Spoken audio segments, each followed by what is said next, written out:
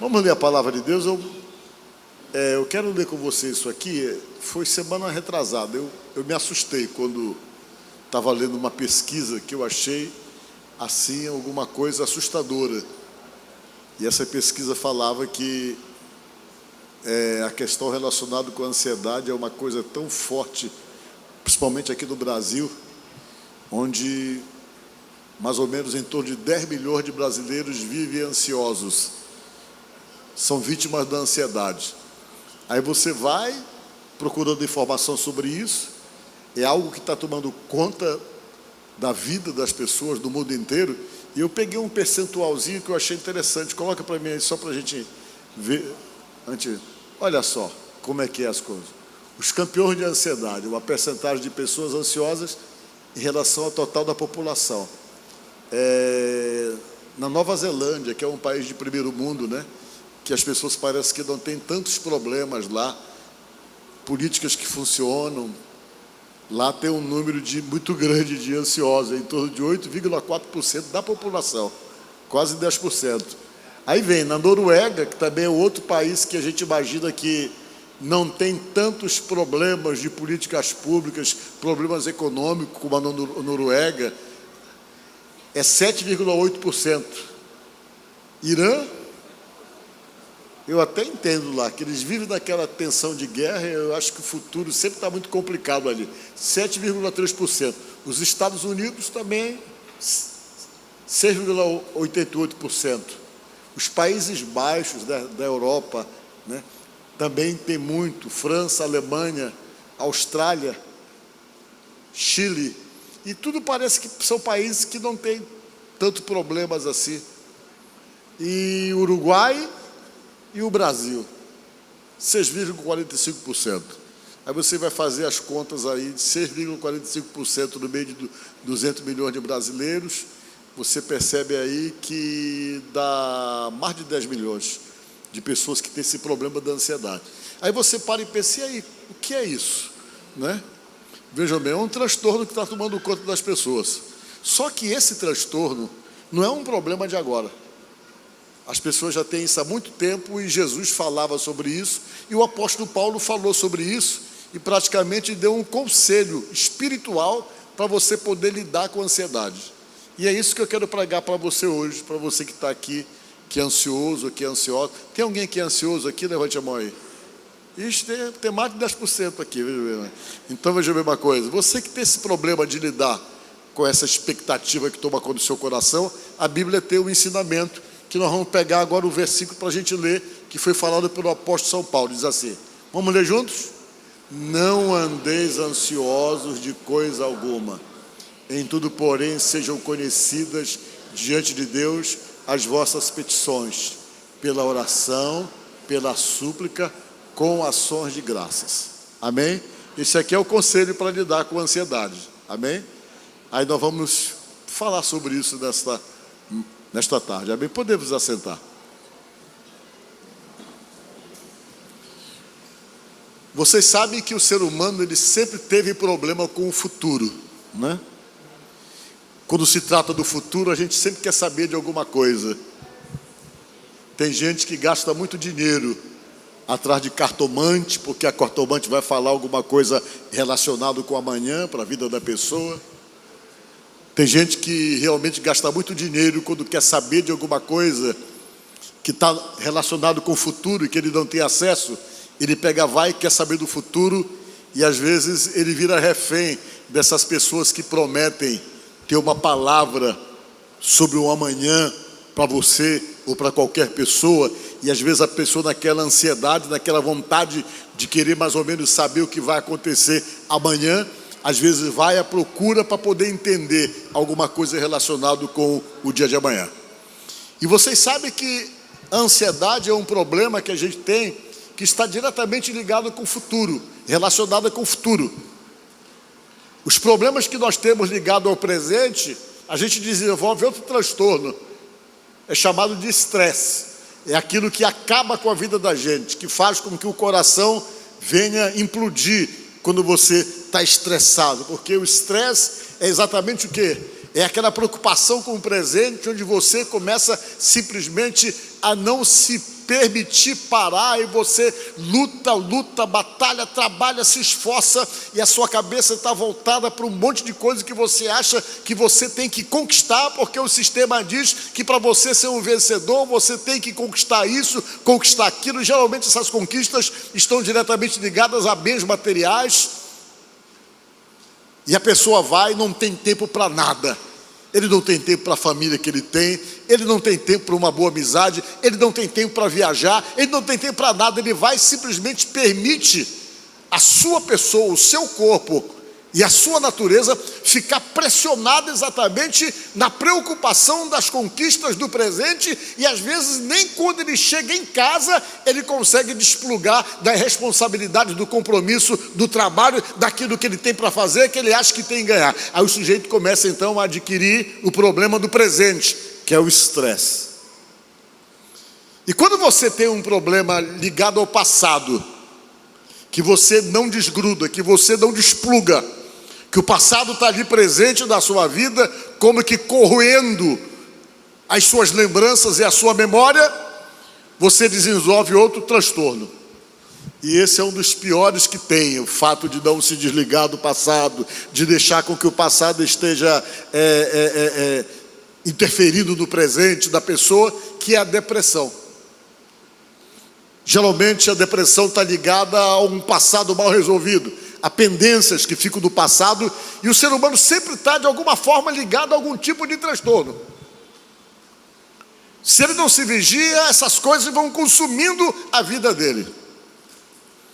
E para cada situação, Deus tem uma resposta para essas dificuldades que os seres humanos enfrentam, que eu posso enfrentar, você pode enfrentar, uma maneira realmente bíblica e prática de poder lidar com isso.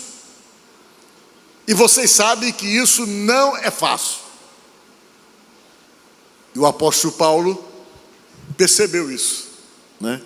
Ele percebeu lá em Filipos, porque estava tendo uma série de problemas, e as pessoas de alguma forma estavam ansiosas para ele poder explicar isso, ou falar sobre isso. E ele veio então, deu essa palavra que está no livro de Filipenses, para tentando fazer com que as pessoas aprendessem simplesmente a se colocar na mão de Deus, e aprendessem mais do que isso, aprendessem, além de se colocar na mão de Deus, aprendessem a descansar em Deus. Diga glória a Deus. Descansar em Deus. O que é descansar em Deus? É você ser uma pessoa relapsa ou indiferente com respeito às situações da sua própria vida? Não. Descansar em Deus é uma relação de confiança com Deus. É quando você percebe que algumas coisas fogem do teu controle. É quando você percebe que existem determinadas situações relacionadas com a tua vida que você não tem uma resposta. E o fato então de não ter uma resposta, ou de você não ter uma solução nas mãos de coisas urgentes que envolvem um futuro, que envolvem um amanhã que você não pode ver, e que possa de repente te dar uma certa insegurança, porque geralmente a nossa insegurança vem com respeito ao futuro. É quando você faz uma medição, é quando você faz uma leitura de você mesmo com relação àquilo que você pretende ter, ou precisa chegar, ou precisa conquistar, e de repente essa leitura que você faz com respeito ao amanhã, com respeito àquilo que se refere ao teu futuro, a coisas que você quer, o que você pretende conquistar, você chega à conclusão que você não tem como chegar lá. A tua avaliação desanima você, faz com que você olhe para o futuro, e o teu deslumbrar o futuro leva você a uma conclusão que eu não tenho como conseguir isso, eu não tenho como chegar lá, eu acho que para mim é difícil. Coisas que você olha, que você queria, conquistas que você almeja, mas que de repente não depende só de você, e além de não depender só de você, a sua análise, a sua leitura com respeito a tudo isso faz você acreditar que é algo inatingível para você, que é algo inalcançável, algo que você não tem como chegar lá, não tem como atingir, não tem como conseguir, segundo a sua leitura pessoal daquilo que você está vendo. Quando você chega a essa conclusão, você começa a ficar muito inquieto. E essa inquietação que gera essa ansiedade, ela vai trazendo uma série de situações que você percebe que vai mudando no seu corpo. Aí vem dor de cabeça, vem náuseas, vem tanta coisa. Se você for ver a relação do que a ansiedade causa, é uma relação enorme. Além que você perde a capacidade de concentração, a sua cabeça fica remoendo a mesma coisa o tempo todo, você não consegue pensar em outra coisa. E o fato de ter a sensação de impossibilidade que gera essa ansiedade, causa em você transtorno de humor, faz com que você se torne uma pessoa difícil até para se relacionar, vivendo uma situação desse tipo. E a sensação é de fracasso, acima de tudo, que a pessoa passa a ter, passa a sentir. Ele começa simplesmente a se reprovar antes de qualquer luta, porque na leitura dele é algo difícil, algo inalcançável, algo inatingível, que ele não vai conseguir chegar lá. Aí o Paulo, o apóstolo, sabia de tudo isso. Sabia que às vezes essa sensação de impossibilidade nos trava, nos limita. E ele, preocupado com isso, com certeza, escreveu alguma coisa como orientação para os irmãos da igreja. E o que ele escreveu foram exatamente essas palavras que praticamente falam tudo para você poder lidar com a sua ansiedade. Falam tudo para que você possa aprender a lidar com isso. E mais do que isso, tenta criar em você uma dependência de Deus. Criar em você uma dependência de Deus. Aquela dependência que vai fazer você descansar.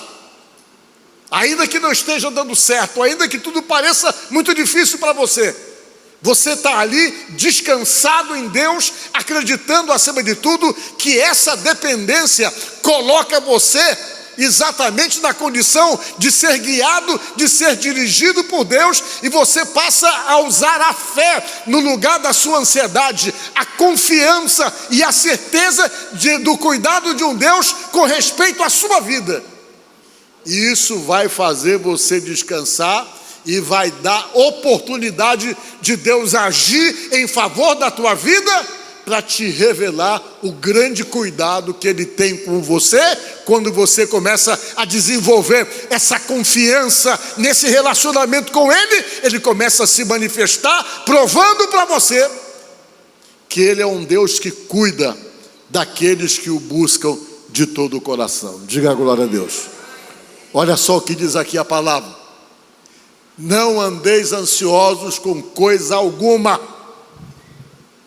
Seja lá o que for que te gera ansiedade, o apóstolo São Paulo está dizendo para você não andar ansioso, não viver ansioso. E no lugar dessa ansiedade, Paulo diz para você trocar a ansiedade pelo quê? Pela oração. Ele diz: olha, no lugar de você ficar ansioso, faz com que as tuas orações ou as tuas petições sejam conhecidas de Deus, que você compartilhe com Deus tudo aquilo que lhe gere, ou que lhe gera essa ansiedade, essa preocupação e essa incerteza, compartilhando com Deus as questões relacionadas com as tuas necessidades e com os teus objetivos e projetos pessoais.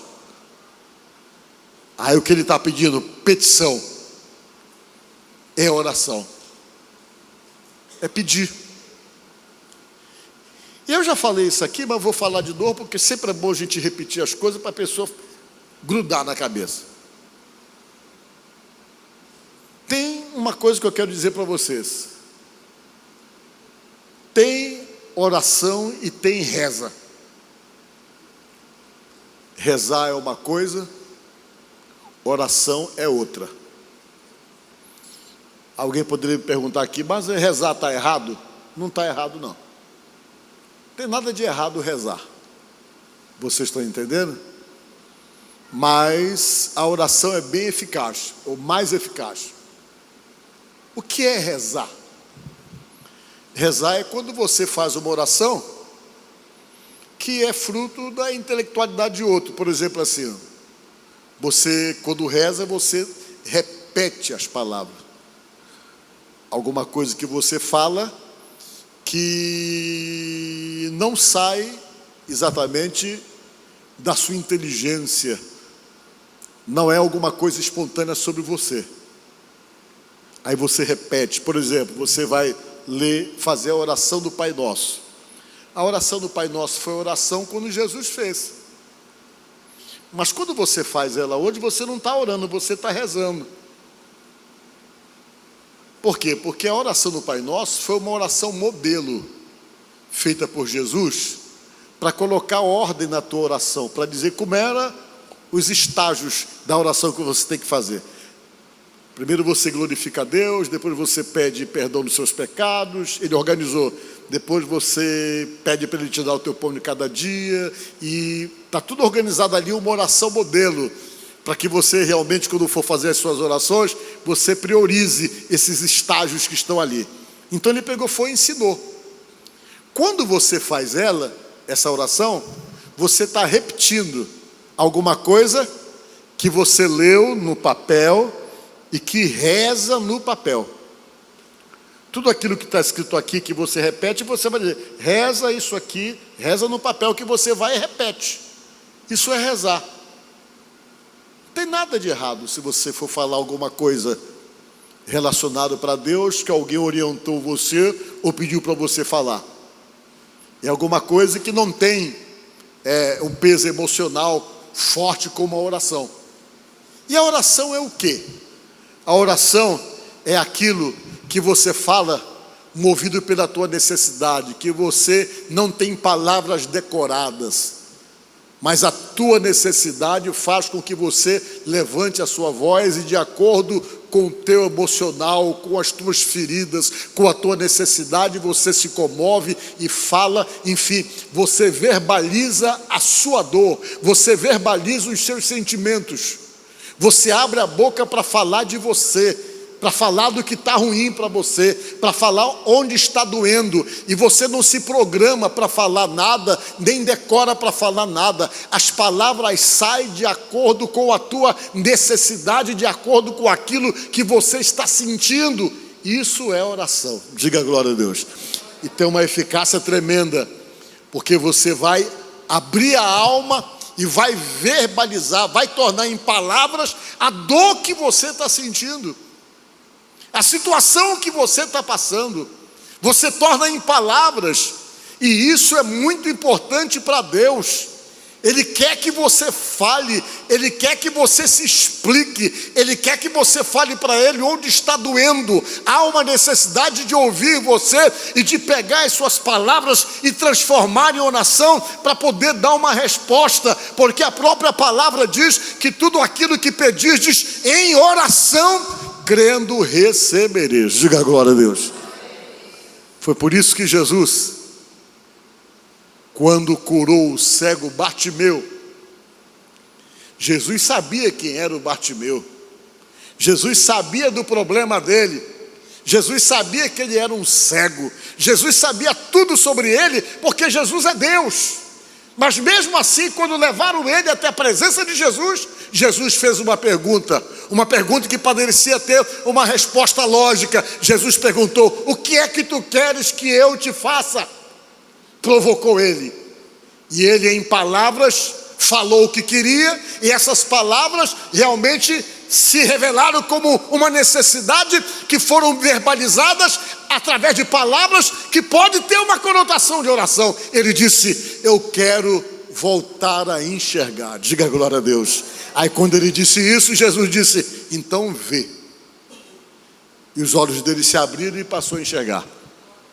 Sempre Jesus puxava a conversa para a pessoa falar alguma coisa. Quando ele foi curar o paralítico lá no tanque de Betesda, ele chegou com um homem lá, sabendo que ele era um homem doente, que ele precisava de cura, mas ele precisava falar também. Jesus chegou e disse assim para ele: homem, tu queres ser curado? Jesus perguntou para ele. Claro, se ele estava ali. Ali só tinha doentes, só tinha pessoas que queriam cura, por causa da agitação das águas do tanque de Betesda. E quando ele fez a pergunta: homens, tu queres ser curado? A alma do sujeito abriu e ele começou a transformar em palavras a dor dele, a dificuldade dele, a preocupação dele. Eu quero, Senhor, mas é difícil, porque sempre que a água é agitada, alguém pula na água primeiro do que eu e tal. Ele começou a falar para Jesus, explicar toda a sua dor, a sua preocupação, a sua inquietação e a sua frustração. E quando ele explicou, que ele acabou de falar, Jesus disse: pois é, então levanta, pega a tua cama e pode ir para a tua casa. Ele se levantou, pegou a cama e foi para casa curado. Diga glória a Deus. Você precisa falar. E Paulo dizendo, para você lidar com a ansiedade, a primeira coisa é o seguinte: você tornar conhecida diante de Deus as vossas petições, os vossos pedidos, pelo quê? Pela oração e pela súplica. O que é oração com súplica? É uma oração verbalizada sobre o peso de uma carga emocional muito forte.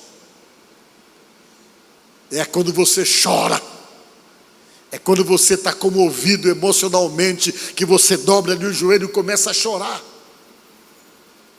E diz a Bíblia que quando você vai para essa oração, que é a oração com súplica, a oração com lágrimas, uma oração feita com um peso emocional muito forte, você tem ajuda para que você possa falar as palavras certas nesse momento de dor. E a Bíblia deixa claro que quem vai ajudar você nesse momento de oração é o Espírito Santo. Ele coloca a palavra certa na sua boca, porque a palavra de Deus diz que você não sabe orar como convém. Veja aí o verso para mim, por favor. Aí ele pega, vai, começa a colocar a palavra na sua boca e começa a ajudar você nesta oração com gemidos inexprimíveis. Você começa a chorar e nem sabe por que está chorando. Você começa a ficar comovido e nem sabe por que está sendo comovido. Mas é o Espírito Santo que está em você, que começa a ajudar você nessa oração, para que você possa ter resposta. Amém? Olha o que diz a palavra. Também o Espírito, semelhantemente, nos assiste em quê? Na nossa fraqueza. Porque não sabemos o quê? Orar como convém. Mas o mesmo Espírito intercede por nós sobre maneiras com gemidos inexprimíveis. Diga glória a Deus. É quando você começa a ter aquela carga emocional pesada, que você chora, que você sente o que está passando. Aí o Espírito Santo começa a usar você, as palavras começam a chegar na tua boca, palavras estratégicas colocadas pelo próprio Espírito Santo, para que você tenha acesso ao Pai, para que o Pai possa te dar a resposta. Olha o que diz mais ainda. É só até aí mesmo? E aquele o quê? Que sonda os corações, sabe qual é a mente do Espírito, porque segundo a vontade de Deus é que ele intercede pelos santos, e santo é você. Diga glória a Deus. Quem é santo aqui, levante a mão. Que bom, que todo mundo se considera santo. Às vezes quando a gente pergunta, quem é santo aqui, ninguém quer levantar a mão, né? Porque a gente não se acha santo. Porque a gente entende que santo é aquele que não tem erro, é aquele que não tem pecado, é aquela pessoa que é perfeita, e essa pessoa não existe. O único foi Jesus. O único foi Jesus. Mas a palavra santo significa o quê? Separado para Deus. É quando você se separa para Deus, com todas as imperfeições que você tem. Essa decisão de se separar para Deus torna você uma pessoa santa, porque a palavra santo significa separado. Diga glória a Deus. Quem é separado para Deus aí, levante a mão. Todo mundo é. Vocês estão vendo? Nós nos rejeitamos, porque a gente entendeu que para ser santo tem que passar por uma canonização, tem que fazer um milagre, tem que fazer um monte de coisa. Não, mas a Bíblia diz que não, que você é santo quando você se separa para Deus, e o Espírito Santo foi mandado exatamente para isso, para poder cuidar da gente, porque nós somos fracos, nós não somos perfeitos. É Ele que cuida de você, que cuida de mim e que nos sustenta no caminho. E quando você vai orar, Ele te usa, Ele coloca a palavra certa na tua boca para você poder realmente se dirigir ao Pai com as palavras certas, porque Ele é que sonda a mente do Espírito, o nosso Deus, e Ele vem, intercede com você de sobremaneira, e você, sem saber, você começa a falar, começa a chorar, começa a se sentir comovido emocionalmente. Por quê? Porque o Espírito que está em você prepara você para poder falar com o Todo-Poderoso, para você ter as suas respostas. Amém? Isso é. Aí Paulo falando, ele disse, voltando para lá, como é que você vai resolver esse problema da ansiedade? Orações e súplica com ações de graça. O que é isso? Ele falou que quando você for orar, você ora, você pede, você suplica, você se comove, você chora se tiver que chorar, e sente lá dentro a sua necessidade e verbaliza essa dor, verbaliza essa necessidade que você tem. E diz a palavra que depois que você acabar de fazer isso, para você começar a agradecer. Diga glória a Deus. Você usar ações de graça. O que é ações de graça? É demonstrar gratidão a Deus. Demonstrar gratidão. É dizer, Senhor, obrigado, eu estou nas tuas mãos, eu sei que tu está no controle. E você já começa, no final das suas petições, a agradecer a Deus pela certeza que você tem que ter, que você está se dirigindo a um Deus todo-poderoso, que promete abençoar e que a Bíblia deixa claro que Ele não é filho do homem para que minta. E se Ele promete responder a oração, Ele vai responder. Diga glória a Deus. Aí disse Paulo que agindo dessa forma, você consegue lidar bem com a questão relacionada da sua ansiedade. Por quê? Porque você vai se colocar na mão de Deus, não vai se preocupar mais, vai descansar em Deus e vai esperar em Deus. Por quê? Porque se você não agir assim, Satanás vai começar a trabalhar na tua fragilidade emocional por conta das tuas ansiedades, para tentar atingir a tua mente e exercer controle sobre a tua mente e sobre as tuas emoções, a tua alma, para tentar te induzir a coisas erradas. Um dia desses eu recebi o telefonema de um rapaz. Eu achei interessante. Ele ligou para mim, ouvinte do rádio. Ele disse, pastor Paulo, eu não tenho tempo de ir aí na sua igreja. Ele falou para mim, mas eu escuto, eu com um grupo de pessoas direto, eu escuto o senhor lá em Pedrinhas. Eu disse, é mesmo? É. E eu peguei aqui essa saída do Dia dos Pais, mas tenho que voltar, não deu nem para ir para a igreja. Eu peguei uma folga do Dia dos Pais, e eu queria ir para a igreja, mas não foi possível, eu tenho que voltar e não vai dar, mas eu peguei seu telefone e estou ligando para o senhor agora. Deus tem trabalhado na minha vida, ele falou assim. Eu estou cumprindo a minha pena e quero tirar ela do jeito que a justiça manda, porque quando eu sair de lá, eu estou consciente de que eu vou viver uma nova vida com Deus que eu não conhecia, ele falou. O que eu pensava que conhecia, ele falou para mim. Foi mesmo? O que foi que houve? Ele disse, olha, eu ainda garoto, com 18, 19 anos, comecei na queda de querer ficar rico. Querer ficar rico.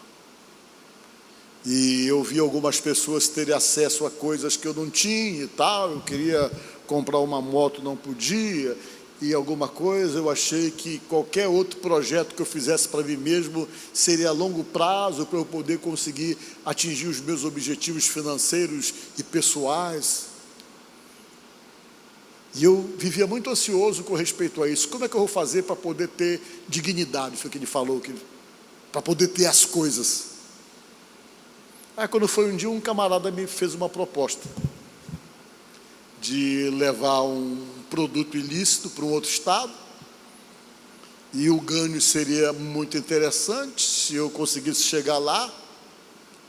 Ele falou para mim que não haveria risco nenhum, que eu iria sem medo, porque aquilo ali chegaria no lugar que eu estava querendo e com certeza eu não seria molestado no meio do caminho, e que eu ia chegar depois de fazer a entrega de uma pessoa que ia me encontrar em determinado lugar. Eu ganharia uma quantia, ele falou assim, bem interessante, que daria para eu comprar um carro para mim que eu queria, e não estava podendo comprar. E eu saí, fui e levei, porque eu analisei e achei que seria fácil. Mas não foi fácil. Eu, nessa minha ansiedade de querer ter as coisas e não esperar a hora certa da minha conquista, peguei esse material ilícito, eu calóide, fui e levei. Quando cheguei em determinado lugar, eu fui abordado. Parecia que a polícia já sabia até onde estava escondido, ele falou assim. E depois eu fiquei sabendo que os próprios concorrentes dessa pessoa que falou comigo foram as pessoas que acabaram entregando tudo. E o certo é que eu fui preso, estou puxando cadeia por transportar droga, ele falou. E lá eu comecei a pensar, ouvindo o programa, as coisas foram trabalhando na minha cabeça, eu fui entendendo algumas coisas. Ele pegou e falou para mim que teve a oportunidade de ir para a igreja, depois nunca se firmou bem, e nessa ansiedade, dessa procura, ele foi induzido a fazer uma coisa com a qual ele só atrasou a vida dele. Certo? Aí Deus se preocupa com isso, para não deixar a ansiedade levar uma pessoa a tomar atitudes apressadas e precipitadas. Porque a ansiedade pode precipitar você. E a Bíblia diz que a precipitação é pecado. É Provérbios 19:2, né? A Bíblia diz que precipitação é pecado. É quando você não para pensar. Está focado numa coisa e vai em cima e se quebra todinho por precipitação. É quando você toma atitude sem refletir, diz a Bíblia, sem pensar, sem analisar de verdade. Diga comigo, não é bom proceder sem refletir, e peca quem é precipitado. A precipitação sempre leva você ao pecado. Sempre leva, e ele se precipitou. E o inimigo vem e trabalha em cima disso para fazer você se precipitar e seguir os rumos errados e complicar mais a sua vida. Preocupado com isso, vamos voltar para o verso lá. Paulo disse aquilo que nós estávamos lendo. Veja agora o Filipenses 4:7, eu acho. Olha só o que diz aqui. Só para vocês entenderem. A continuação disso aí. Digam comigo.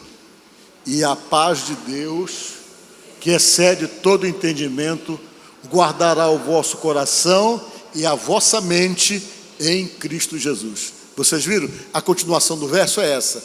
A paz de Deus, que excede o entendimento. Por que a paz de Deus excede o entendimento?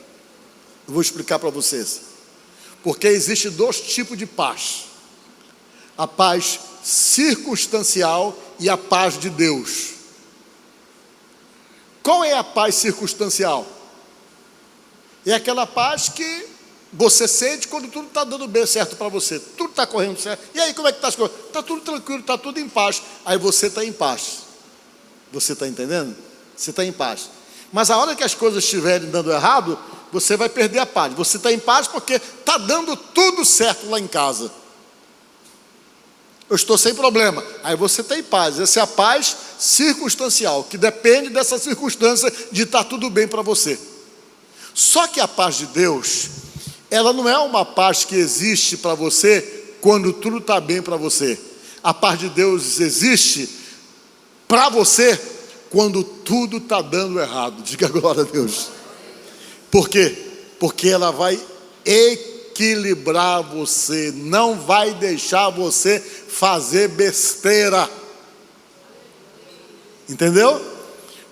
Quando as coisas começam a dar errado, que você entra em alguma crise existencial, que você se fragiliza emocionalmente, que você está pensando em fazer uma besteira, a paz de Deus vem e te acalma, te equilibra no meio das turbulências da tua vida, e você consegue sobreviver às turbulências. Foi por isso que Jesus disse: deixe-vos a paz, a minha paz vos dou, não vou lá dou como o mundo a dá, que é a paz circunstancial.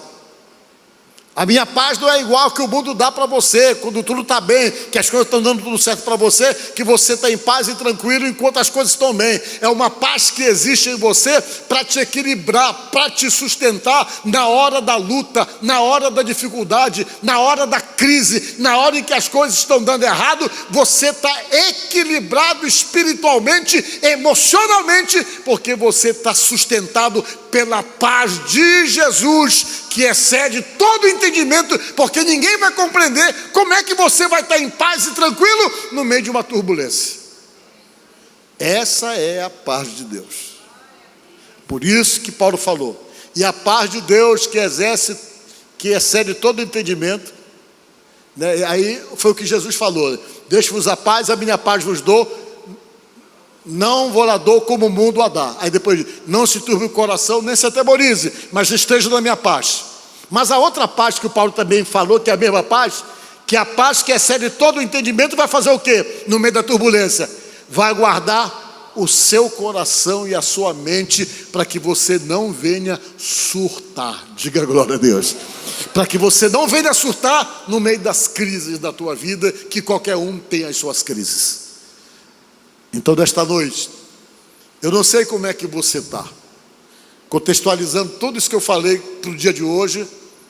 Talvez você esteja inquieto, talvez você esteja preocupado com o dia de amanhã, talvez você ache que você não vai dar para nada, talvez você ache que você não vai chegar em lugar nenhum, talvez você já se rotulou como um fracassado, como uma fracassada, talvez você ache que para você nada dá certo, talvez você ache que você não tem sorte. Enfim, de repente a avaliação que você está fazendo de você, elas são as mais negativas possíveis. Talvez a sequência de fracassos, a sequência de coisas dando errado na tua vida, bloqueou você para a possibilidade de viver uma nova história, de viver uma nova vida, de viver uma vida realizada, ou de atingir objetivos que você hoje acha que nunca vai atingir. Então, nesta noite, o ensinamento é esse: se coloque na mão de Deus, aprenda a dobrar os seus joelhos e falar com Deus e dizer: Senhor, eu não sei como é que eu vou fazer isso aqui, mas o Senhor sabe como me ajudar a fazer. Senhor, eu não sei como eu vou atingir isso aqui, mas eu estou com o Senhor, e o Senhor sabe como direcionar as coisas.